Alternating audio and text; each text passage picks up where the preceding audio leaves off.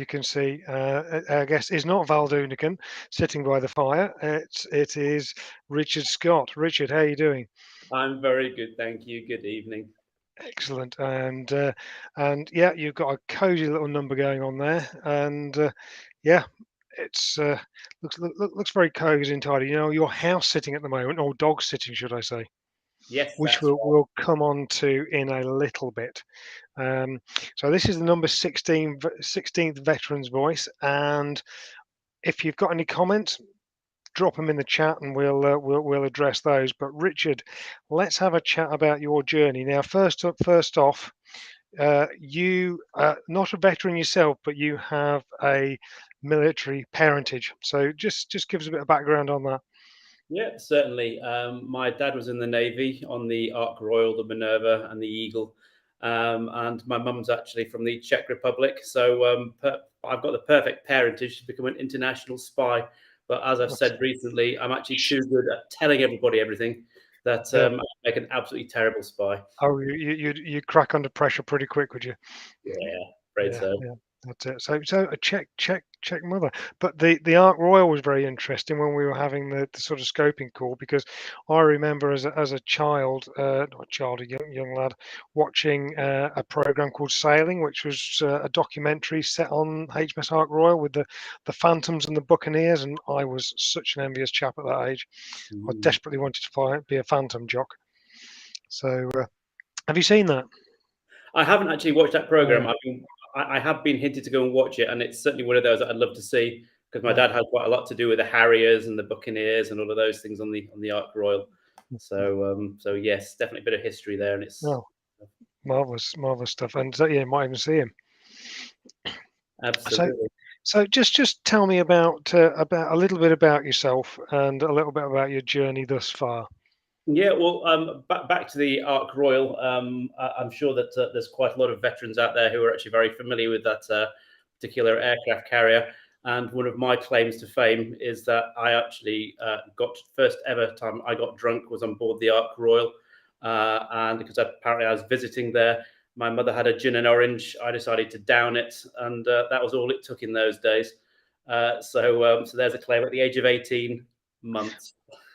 A gin and orange. Now that is a very 80s drink. Um, so Yeah. Kevin, here we go. Kevin Ashcroft, and I do believe you're ex-RAF, Kevin. A few days on HMS Minerva. There you go, in 1983. There we are. Showing your age there, Kevin. I was 13 back then. Yeah, welcome Kevin, and welcome to join us. So, like Kevin, anybody pop your comments in, and we'll bring them up and include you. So tell me what you do, Richard. Okay. I didn't follow in my father's footsteps into the Navy, although a few times I did. I was very tempted. I was actually going to join up to fly. Well, the hope was to fly helicopters within the Navy, but you needed to sign up for quite a few years, and I just wasn't willing to make that sacrifice. So I'm certainly very much in awe for those that do, because it's obviously quite a big part of your life that you're actually out at sea or stationed in all sorts of other places. But instead, I actually went and started studying psychology. Didn't really kind of like gel with that. And then I actually got a degree in marine biology, so fish, crabs, and seaweed. And after a diving accident, I ended up having to give up my entire plans for the future and ended up going into IT of all things. Worked for quite a lot of different companies, little companies like HSBC, Adidas, Barclays, Formula One, if you've ever heard of any of those. And after working 16-hour days and long commutes and excess pressure, I decided I wanted life on my own terms and decided to leave a lot of that behind and set a completely and totally different path and ended up starting a couple of rather interesting businesses. Yes, which we'll come on to in a bit. But yes, because with your current business, or one of your current businesses, you travel around quite a bit. Yep, Uh, absolutely. A bit like the side of the sort of trotter van, sort of like Peckham. For me, it's just everywhere, all across the UK. I literally, rather than pay for an office, I actually get paid to use other people's homes as my office. So this isn't a virtual background. This is actually very real, as I'm sure you can see. yeah, There you go. And so I actually have right now, for example, I've got a Great Dane and a Bulldog that I'm looking after. And surprisingly, he's actually asleep for the day because I was anticipating that he was going to be doing a lot of guest appearances wandering past. But literally, Just like just Weimaran's to the back of a dog. absolutely. So I And spend a lot of time looking after Weimaraners, which is great. But everything from hawks to reptiles to chameleons, dogs, cats, chickens, you name it. It's all in there, and it's grown so much that it's actually spawned to become a pet sitting agency, as well as yacht sitting, house sitting, and various other things. So great fun, absolutely brilliant fun. And it and you started as started it. I was going to say it started as not as a laugh. That's probably the wrong word, but you didn't start it off expecting it to actually grow into what it's grown into. No, I actually chose to do it to give myself a little bit of headspace, if you like, in order that I could try to crack on with something else and develop something else and actually try to help a different business start to go further. And rather than get external investment and then have somebody else steering my future, I decided to actually start to try to grow the business organically. And so the pet sitting was a fantastic way to give me that extra cash flow in order that I didn't have the same sort of pressures that a lot of small business owners actually are under to get their business going, because that importance of getting making money, people are always in too much of a rush to make the money and end up doing it quite often wrong, or they cut corners in places that they then regret later on. So this way I thought I'm going to take it at my own pace and actually combine that, and that's exactly what I've done, and it's just grown and grown and grown, which has been fantastic. So I just can't keep up with demand. Last summer I actually had so many inquiries that I had to turn away because I just couldn't find the sitters to work with me. And how did you actually get that off the ground in terms of marketing that business going forwards? Because, there's lots of dog walkers and dog sitters that cover a town or a local area, and it's just word of mouth. But you are UK wide. I am, and I think the big difference is that dog walkers generally will grab a bunch of dogs and take a whole lot of dogs for a walk, and that is how they want to make their money. But for me, it was never about trying to make shed loads of money from sitting, because there's only one house that you can sit in at any one time. Mhm. And if anybody's got any alternatives to that, please do let me know. But very much, it was a small amount of income in order to actually kind of keep afloat, really. And for me, the pet sitting is a complete opposite end of the scale, where you've got dogs who have got, let's say, that they're ill, they've had an operation, that they're not very good with other dogs, that their routines are going to be completely, totally thrown. They've got special medication needs, or all sorts of different situations where they can't be put into kennels or put into home boarding. I mean, a lot of dogs that do go into kennels, like Weimaraners, for example, sort of German sort of pointing dog, they suffer from separation anxiety, and if you put them into a kennels, half the time they go, "Oh my god, what have I done wrong? I've been kicked out of the pack Yeah. and shoved to this place I don't know," and they start getting really, really, really anxious. And I've had a few people that have come back to me to say, actually, the cost of the kennels might have been quite reasonable, but the actual vet bill that I had to deal with afterwards, because of the anxiety, because of the loss of weight, and because of everything else, was actually quite a lot. So they've actually gone, you know what, paying that little bit more for dedicated care, what we maximize the supervision and the care and minimize that disruption. And suddenly it's become this thing that people have gone, actually, that's a great service where we can get our house covered, we can get the pets looked after, and we can sit back, get loads and loads and loads of updates, and everybody's happy. And did you know, I don't know if you know this, Matt, but if you go on holiday, or anybody goes on holiday and they put on holiday pictures onto Facebook and social media, if something happens in their home, like they get burgled, for example, their home insurance potentially isn't valid. But if Really? they've got a live-in sitter, then suddenly the house is being occupied, and that will help to act as a great deterrent for anybody actually wanting to break in. So I've actually had all sorts of people give me sorts of wonderful reasons about why sitting is a great alternative to home boarding or kennels or any other option. So it's just been one of those things, and people have taken more time to focus on pet care. And so collectively, it's just really, really grown because it's been recognised as being a fantastic way to make sure that the actual furry family members are being well looked after. Yeah. So LinkedIn user, we'd love to know who you are. Let us know who you are, because you're obviously not a direct connection of me. You're second level, but I can't see who you are. So let us know. So really, what this is a mobile office for you to operate other businesses, Yeah, and you get paid for having the office rented, rather than going to hiring out an office space somewhere or whatever. You go to another office, which is somebody else's house. You use their Wi-Fi and all that sort of thing. You run your own business, and you get paid for looking after a dog absolutely. or a Which is chameleon or a budgie. or absolutely, absolutely. So we won't be smuggling any budgies. They're all well and truly above board. Um, so yeah, it's a great way, and I've even got sitters on board now who are actually doing all sorts of rather ingenious things, which I absolutely think is brilliant. Hello, John in Sydney. Hello, mate. That's And John Holt. I think you've met John before, because I introduced you to. you have fantastic guy, fantastic Yeah. guy. So yeah, so one of our sitters, for example, has got a house, I think, on the south coast somewhere. And what they're doing now is they're basically working for me, sitting all over the place. And when they're sitting, they're actually renting out their own house on Airbnb. So they've got their house being paid for on Airbnb. They're getting paid to be somewhere else. They're running their own business. So, how much more ingenious can you get? Absolutely. And there was a genuine um, reason on this, and we'll come on to your other uh, entrepreneurial flings, shall we say, a little bit later on.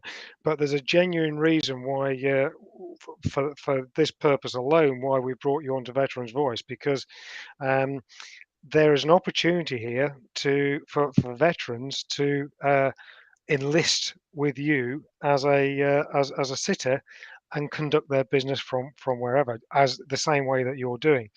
Um, and just run through why you're interested in using veterans for using this service. There are so many reasons. We'd be here for hours, but in fairly brief summary, veterans generally are very pragmatic, very time conscious, very reliable. They've also quite often been sort of screened to within an inch of their lives and have that credibility behind the scenes.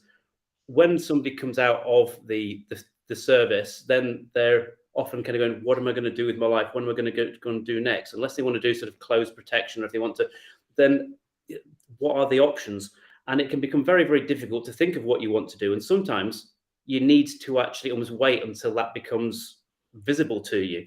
And during that time, if they're actually sort of traveling around, sitting, earning a bit of money by doing that, doing some learning, some education, some training, whatever else they're actually needing to do, it's a perfect time to get some great quality, reliable people to actually offer a highly valued service.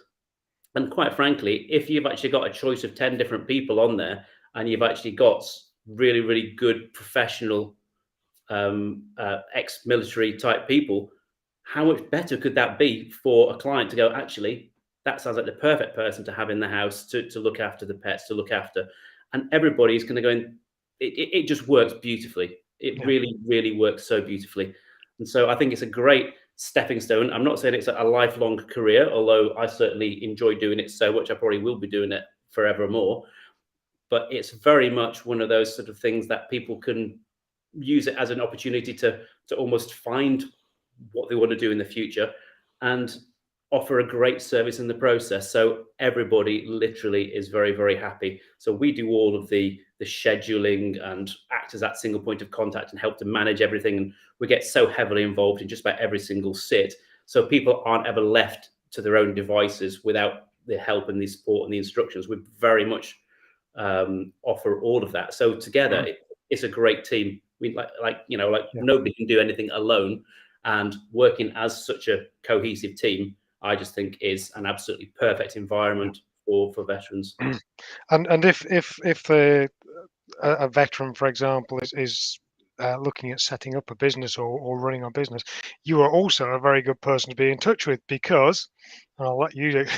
Yeah, certainly. So one of the businesses I'm working on with a few other people is called Procubate. Well, whether you like the title or not, certainly feel free to comment if you do or you don't. And it's basically a professional incubator for businesses, because most businesses are the same behind the scenes. You know, whether you're making cupcakes or chauffeuring people around or making widgets and selling stuff, it doesn't really matter. That's what you do best. But there's all of this business stuff that needs to take place behind the scenes. You know, the sales, the marketing, the accounts, the creating a presence, all the networking, all of this sort of stuff that's behind the scenes, apart from all of the actual legal stuff that is needed. And a lot of people don't always know what is involved in that, and they also get sold on stuff they don't need.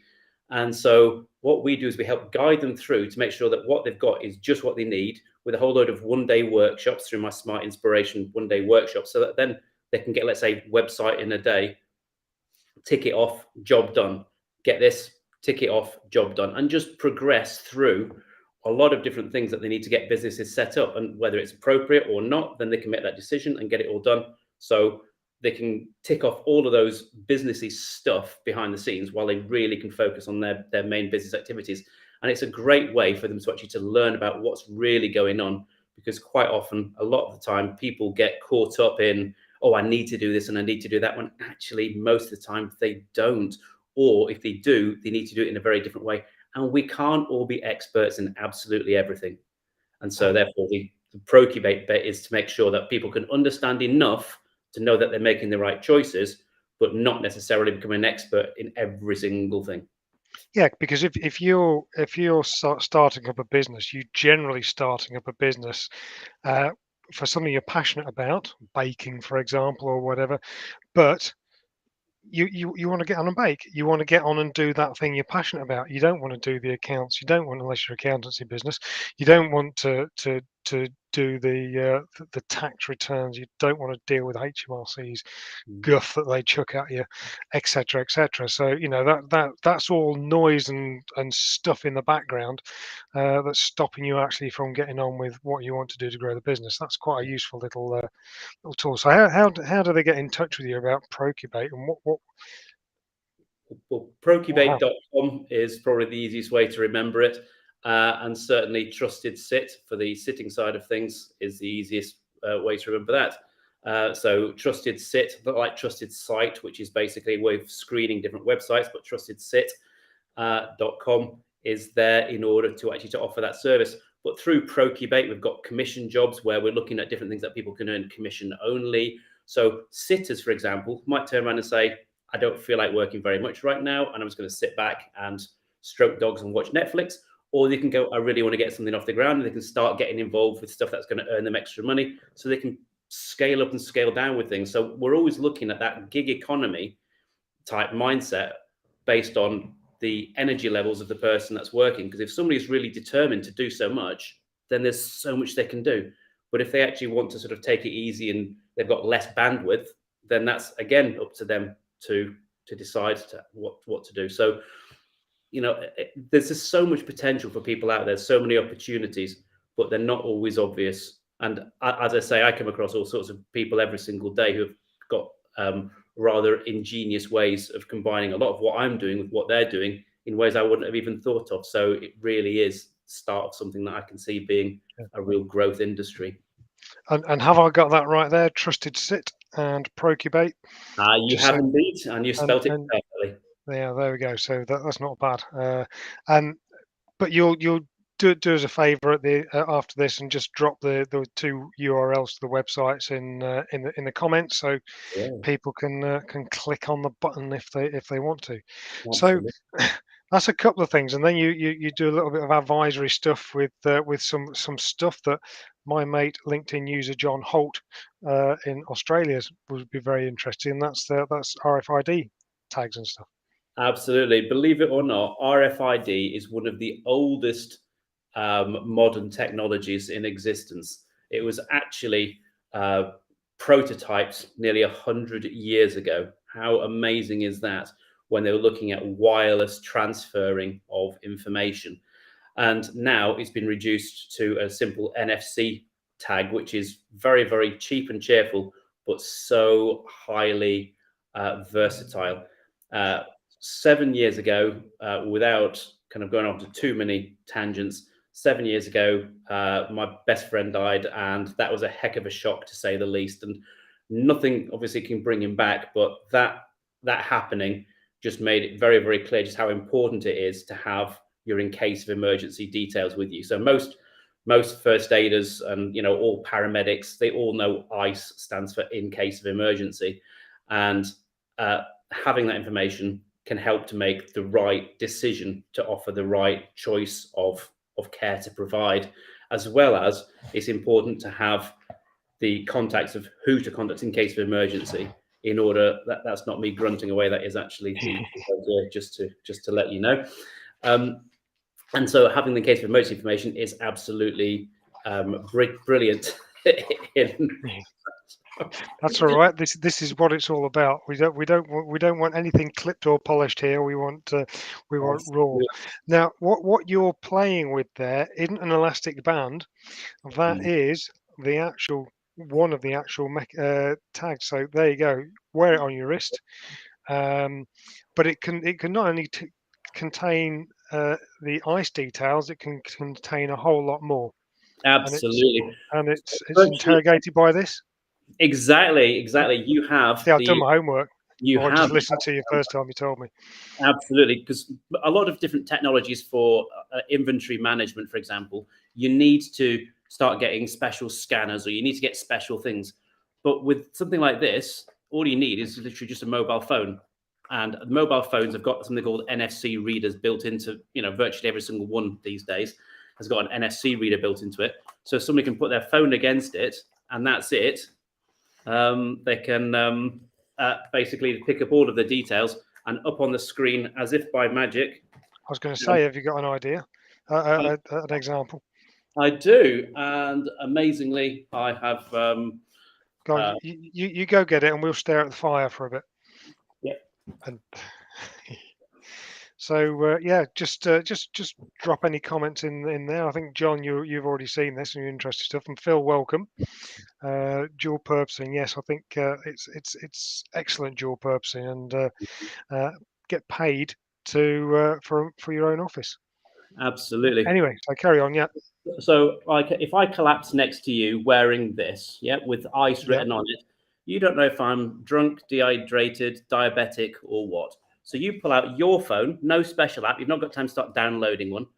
Put it against it, and as if by magic, he says, up on the screen comes my picture to prove it's me and I'm wearing my own and not some random person's.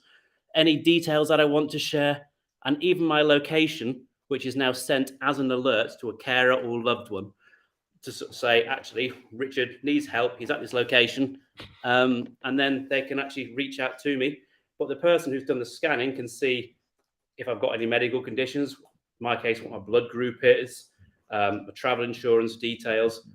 And so they can help to take the right choice of action. So people, let's say like triathletes who might have no health conditions, they can still come off their bike, they can still get knocked down. Or it could be somebody who has a nut allergy, or they could have something extremely serious that needs a lot of medication and constant monitoring. And all that information is put on there by the owner of the band, owner of the tag, and it just makes it so easy to be carrying that. There's no batteries, no charging, no subscriptions, nothing like that. It's just there. So obviously, as I said, can't exactly bring Tom back, but if this can help to save some lives, if it can help to make a real difference, then it's a really, really, really worthwhile thing to do. And given the fact that the biggest cause of death in the UK, USA, all over the globe is actually now, sadly, medical negligence and oversight, it really puts a lot of things into context about how important it is to have the right information to hand to be able to make those quick decisions at that critical time. Yeah, I mean that is fantastic. And it's you show us on a wristband. It's not limited to a wristband, is it? It's a it's wearable. It's wearable technology and the that the technology can actually move forward into not just ice details. It can have a number of connotations in business when in the workplace, for example. Um, Absolutely. So we've actually developed it for inventory management, for property management, for event ticketing. So, for example, with event tickets, you could have a ticket that's built into it, basically, and then somebody that's on door security could scan it and they could check and validate that you're actually the right person, the right photograph, everything else. Check that whether you've already been in or not, and it's already been activated. You could have hospitality scan it, and then their journey will be saying, "Oh, you've got 5 free drinks, or you've got this, or you've got that." You could have the VIP section sort of scan it and say, yes, your name's Dan, you can come in. You can have different journeys for different roles. That's just on the event ticketing thing. So imagine about all the different commercial aspects of it. For health and safety, I'm dealing with a company right now for fire doors. And so they're basically looking at using it to keep a full audit trail and a full not just the asset register, but keep a full compliance checklist and the actual chain of custody from from start to finish on every single aspect of it, and making sure that they've actually sampled, they've got the history of the hinges and the doors and the seals and all of this other wonderful stuff. And that's just one use for it. There's so many different uses for it above and beyond safety, whether it's on motorbikes or riding horses, it doesn't really matter. There's so many practical uses for it, and all it is literally just changing the mode that it's in to match the function that yeah, it's intended for. because at the end of the day, it's just data. It's a way of Yeah, interrogating data. So whatever data you need, you just absolutely. pre-populate it. Yeah, Excellent. controlled workflow. Yeah, indeed. Brilliant stuff. So you're a man of many talents, and you've you've worked your way through. You've realised, and I'm bringing it to a gentle close now. So you started off, realised what you didn't want to do, and then took control and started doing what you wanted to do. And along the way, you've built and assisted with several businesses, um, and there's an offer there for veterans to get in touch if they're interested in the dog sitting service, and also you've got the Procubate if they're interested in setting their own business up. Then there's a win-win there for support for veterans in that way. Absolutely. So there's a And lot of stuff going on. there's so much stuff. We've got resellers for the Aurora smart tags in so many different industries, and so it's done by niche rather than by location. So people are going, we could use it in this way. Well, great, bring it to us. We'll help make it part of it. So it's the limits are always down to people's imagination rather than down to anything else. And that's the brilliant thing, that you find that a lot of veterans are just very, very creative in their ability to cope with changes and with coming up with alternatives. And I think that when people can see the number of benefits of something like this, for example, just one example, they can realize that actually there's so many opportunities and so many markets out there. And I really don't believe that there are those limits. And so, as I say, I think veterans are an absolutely brilliant have got a brilliant sort of opportunities that are available to them, but they're just not always made easy to see, and they're not always Yeah. sort of so easy to follow up on. Yeah, and so if we have people listening, and people do people do listen and not put comments in, because some people don't like commenting, they like to listen. But also this goes out on YouTube, and it also it's there in the LinkedIn archives on my profile, etc. So people will watch this in days, weeks, months to come, and if they're leaving, any veterans or people leaving the armed forces are thinking of setting up their own business, what sort of message can you give to them about the how to go about it?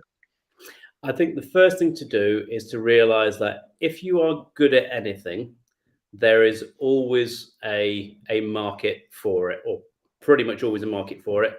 Because I can think of some things that potentially you wouldn't want to be paying for, but that's a different story. There's always a market for it, and I think you've got to do something that you really enjoy. I spent too many years of my life in extremely oppressive environments. Some of the clients were amazing, loved every minute. Other ones, it was like hell on earth. And when you actually sort of stop after a while and you look back and you go, how much of my life have I wasted doing things I didn't enjoy? It made me realize that actually I should have actually stuck to what I enjoyed a lot sooner. And whatever you're good at, whatever you enjoy, there is the chances are there is a good opportunity in there that hasn't yet been exploited, for lack of better terminology. And so find your passion, find something that really makes you want to get out of bed in the morning, and really then it's a case of then creating a decent business model, which is one of the things that we'll do. We'll sort of take somebody's idea and go, well, who would pay for it? Why would they pay for it? What would they get out for it? And really start interrogating those questions to come up with some rather interesting business models. So a lot of our clients right now have actually got some incredible businesses that they're actually forming that they would have never thought even a few weeks before that they would actually do. And it's just a case of finding that passion and just basically helping bring it to life. Excellent. Brilliant stuff. Well, that brings us neatly on to the half hour, and thank you very much, Richard. Thank you very much for those who jumped in and put comments on. It just leaves me to say this is the last Veterans Voice this year. We're taking a few weeks off and just having a look at bringing it back in a slightly different form and expanding and this is the first one today of expanding the sphere of awareness, if you like. So we'll be back next year after a little bit of a break and a little bit of a rejig, and just leaves me to say thank you very much, Richard, for your time. And don't jump off after this because we'll have a quick chat at the end, and we'll see you all next year. Merry Christmas, everybody. Cheerio. Merry Christmas. Thank you.